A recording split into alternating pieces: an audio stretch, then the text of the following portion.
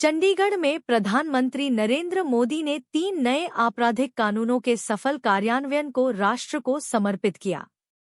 इस दौरान मोदी ने कहा कि देश में संविधान निर्माण के 75 वर्ष पूरे होने के अवसर पर संवैधानिक मूल्यों पर आधारित भारतीय न्याय संहिता का आरंभ होना महत्वपूर्ण है।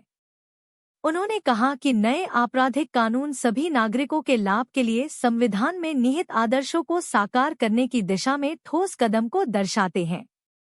मोदी ने कहा कि नए कानूनों के तहत आतंकवादी और आतंकी संगठन कानूनी जटिलताओं का कोई फायदा नहीं उठा पाएंगे।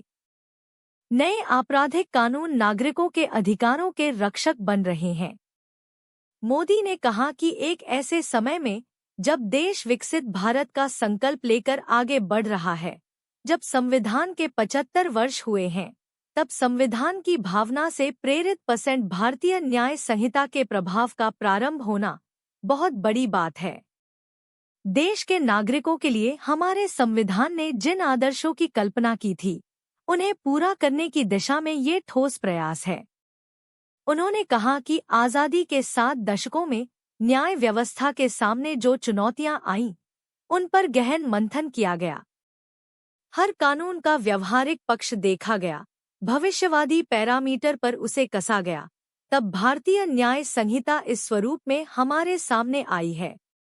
मैं इसके लिए सुप्रीम कोर्ट का, माननीय न्यायाधीशों का, देश की सभी हाई कोर्ट का विशेष आभार व्यक्त करता हूं। प्रधानमंत्री ने कहा कि 1947 में सदियों की गुलामी के बाद जब हमारा देश आज़ाद हुआ, पीढ़ियों के इंतजार के बाद, लोगों के बलिदानों के बाद, जब आज़ादी की सुबह आई, तब कैसे कैसे सपने थे, देश में कैसा उत्साह था। उन्होंने कहा कि देशवासियों ने सोचा था कि अंग्रेज गए हैं तो अंग्रेजी कानूनों से भी मुक्ति मिलेगी। अंग्रेजों के अत्याचार के, उनके शोषण का जरिया ये कानून ही तो थे। ये कानून ही तब बनाए गए थे जब अंग्रेजी सत्ता भारत पर अपना शिकंजा बनाए रखने के लिए कुछ भी करने को तैयार थी। उन्होंने कहा कि 1857 में देश का पहला बड़ा स्वाधीनता संग्राम लड़ा गया।